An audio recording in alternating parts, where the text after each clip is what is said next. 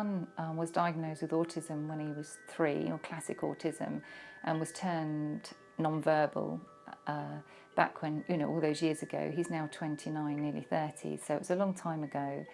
And I think when you're told that your child's probably never going to speak and is always going to find communication almost impossible, you wonder what kind of life you're going to have. You wonder what kind of road you're going to walk with your child. And it wasn't really until Kyle was about 22, 23 and we moved down to Cornwall that I'd got to a time with Kyle where he wasn't really finding any kind of real positive things in his life that were really working for him. He'd finished college, and actually he did he went to another college, and that didn't work out so well for Kyle. But upon leaving, we met a lovely woman there who said, have you ever thought about considering music therapy for Kyle? And I said, well, no. I was kind of got to that. We kind of got to a bit of a crisis point, really, where I didn't know which way to turn and what to find for Kyle that would, stimulate him and fulfill his life. But anyway, I took him out of college, and I went back to basics with him, really. I went right back to almost square one, and then I managed to get hold of the Music Therapy Trust based in Cornwall, and Corinne, our lovely music therapist, came and did a couple of sessions with Kyle, and we realised at that point that he did have an innate musical ability, which I never realised at that point that he'd had. So it all started from there, and as I say, as a mum, I just wanted to find ways to communicate with him and connect with him, and so music therapy was a great success, but I wanted to be able to continue that. I wanted to be able to, fill in the gaps when the music therapist wasn't coming to our house and having, first of all, 1 session, then 2 sessions. Kyle was having a week then. But I wanted to be able to fill the gap, and thought, how can I provide, stimulation for him? And I could also see that music therapy wasn't just affecting him, on an interactive level, on a social level. It was actually affecting his whole well-being, and it was calming him down. His anxiety was less. It was acting as a real stress buster.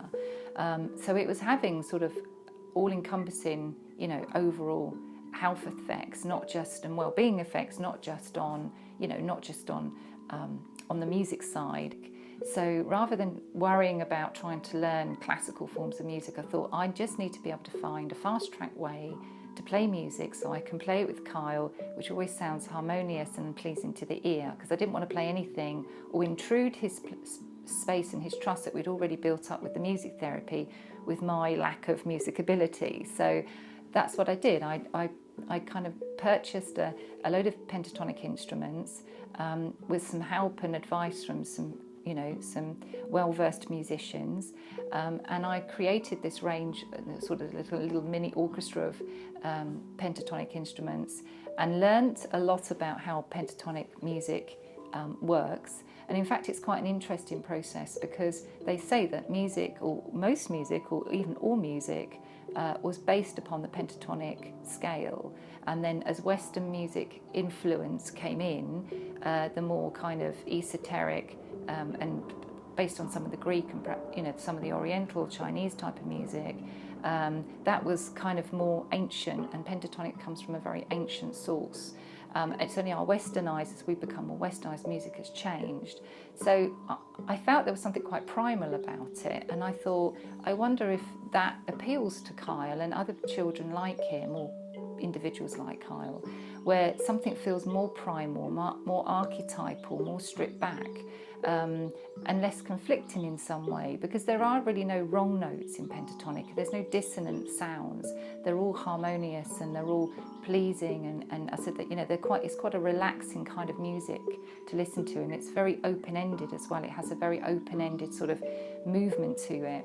So that's really where I started to phase in my own approach, which I call Connections Through Music, because I felt confident and certain that actually I wasn't making any mistakes, or I wasn't, creating any musical kind of soundscapes that would perhaps be, make Kyle or evoke something in Kyle that he wasn't happy about, or it would trigger something, in his, within his sort of sensory processing that he wasn't comfortable with.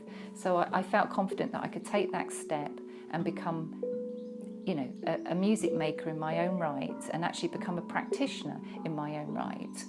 So that's where the connection through music kind of came from. So we'll just do a nice voice.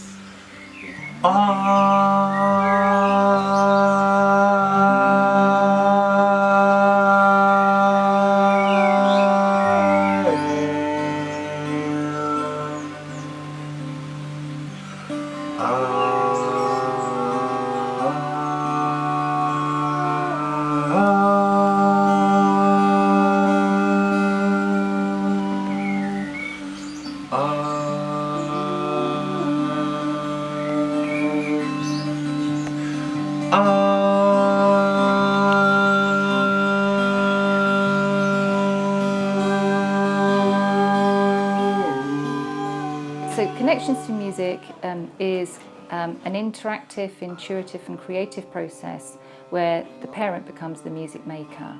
I said anybody can play music, we are all musical and there are no wrong notes. I think we all feel that sometimes as parents we don't quite have the tools in the toolkit, but you do, we all have them, and it's just about finding what they are and intuiting them so you can become, the best you can be for your child.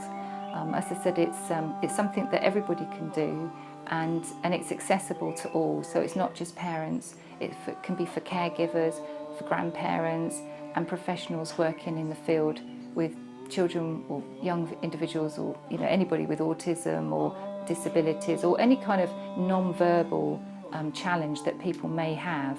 It's ideal for that.